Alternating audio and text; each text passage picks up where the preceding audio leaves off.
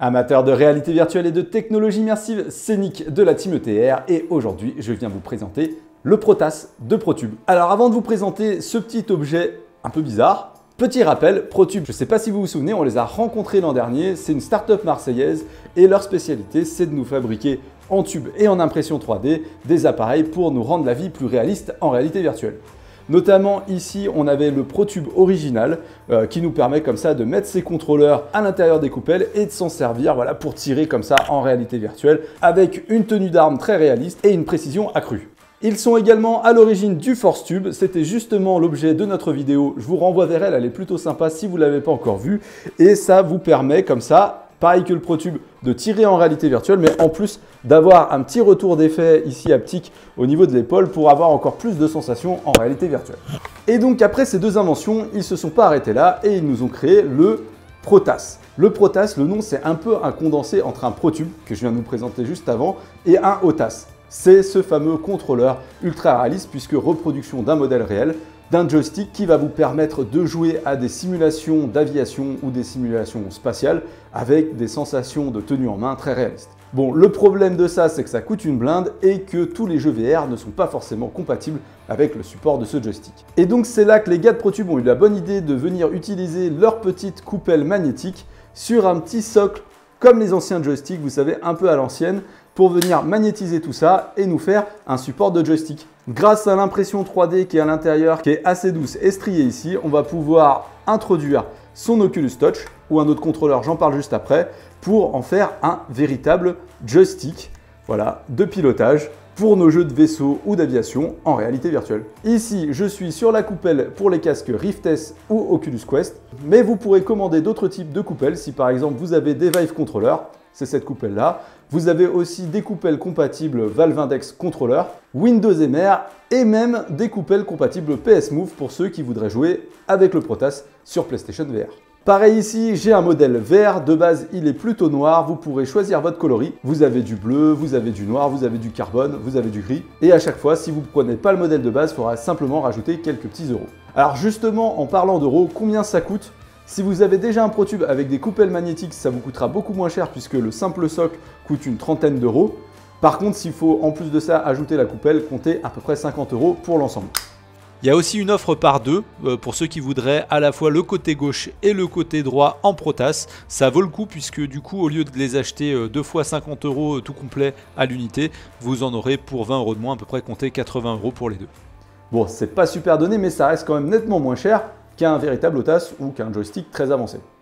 Alors pour l'unboxing, ça va être ultra simple puisque j'ai reçu ça dans le carton. Donc la petite coupelle magnétique et le socle. Rien de plus pour pouvoir l'utiliser. On a deux sangles pour pouvoir l'attacher à la chaise. Je vous montre ça juste après. Et on va rien avoir à configurer. Si le jeu supporte l'inclinaison des contrôleurs pour se diriger, il n'y aura rien à faire. Et ça, c'est plutôt pratique. Et donc pour l'installer sur la chaise, rien de plus simple. Il suffit de retirer le petit autocollant qui va permettre de mieux faire adhérer le Protas sur l'accoudoir et de serrer les deux petites sangles. Voilà, bien les attacher autour de l'accoudoir pour pas que ça bouge. Vous voyez, après, c'est assez solidement ancré. Et donc le premier jeu qu'on m'a conseillé de tester avec le Protas, c'est No Man's Sky, tout simplement parce que c'est un jeu qui permet à la fois de jouer debout en dehors du vaisseau, mais aussi de jouer à l'intérieur du vaisseau dans le cockpit. Et quand on va être dans le cockpit, bien évidemment, c'est là qu'on va prendre tout l'intérêt du Protas. Allez, je rentre tout de suite dans mon vaisseau. Et donc me voilà dans mon vaisseau, et là j'ai l'impression de ne pas être exactement en face du palonnier par rapport à mon Protas. Donc ce que je vais faire, je vais me reculer au maximum. Je vais me relever un petit peu et je me rassois. Et là, voilà, je suis parfaitement calibré par rapport à mon Protas. C'est plutôt cool, hein. J'agrippe mon joystick. Ah, c'est vraiment bien foutu, hein. J'ai vraiment la sensation d'avoir le joystick entre les mains. Et je vais comme ça pouvoir gérer la vitesse. Allez, on est parti.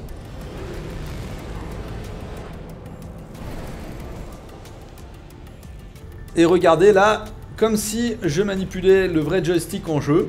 Je peux comme ça jouer de mon joystick en réalité. Allez, on va aller jouer un petit peu avec les astéroïdes, histoire de tester un petit peu les compétences de pilotage avec un Protas.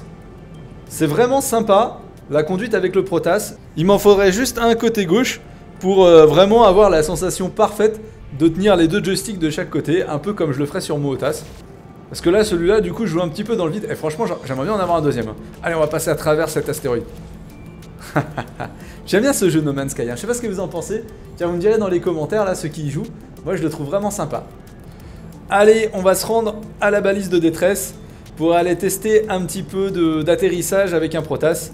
Et on va passer le turbo pour ça dans 5, 4, 3, 2, 1. Et on est parti. Wouhou! Vitesse lumière.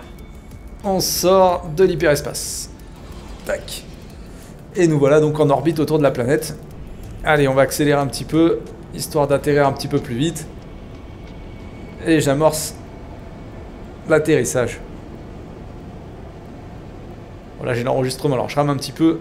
En temps normal, c'est vraiment cool.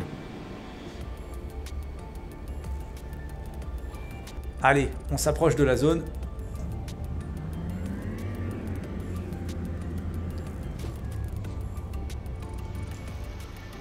Et on atterrit. Waouh, classe. On s'y croirait, on s'y croirait. Et là, ce qui est plutôt cool, c'est que du coup, je viens d'atterrir. Et donc, pour sortir du vaisseau, il me suffit, comme ça, de démagnétiser mon contrôleur et d'ouvrir la porte de mon vaisseau. Et me voilà dehors, avec mes deux mains libres. Hop. Et puis, une fois que j'aurai terminé ma mission, je retourne dans mon vaisseau. Je retrouve, vous avez vu, hein, là, j'ai pas besoin de refaire le calibrage. Je retrouve assez bien mon emplacement que j'avais défini.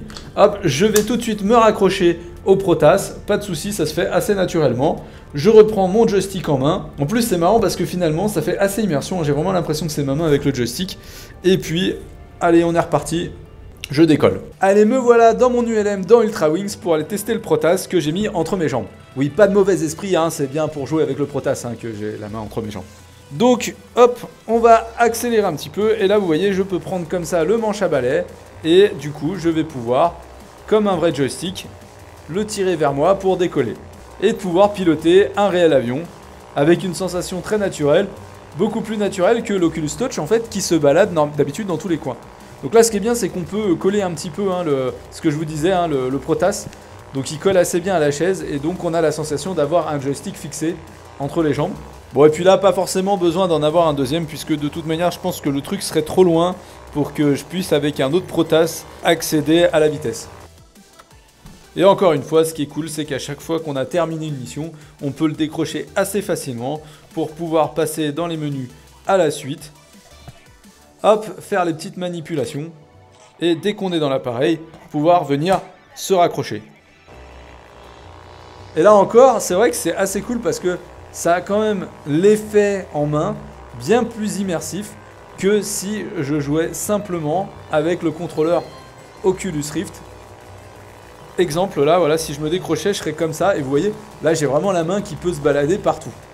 Hop, voilà. Donc, c'est pas du tout naturel. Hein, j'ai pas du tout l'impression de tenir un manche à balai. C'est très jouable, il n'y a aucun souci, mais c'est vachement moins immersif. Alors que, hop, dès que je m'accroche, là, j'ai vraiment la sensation de tenir un manche à balai entre mes jambes. Un manche à balai, je le reprécise.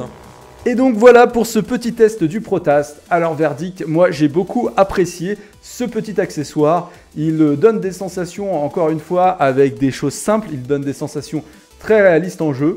J'aime beaucoup le côté magnétique. Pouvoir retirer sa manette comme ça et pouvoir la remettre de façon très simple sur son socle pour reprendre sa session, par exemple en vaisseau comme dans No Man's Sky.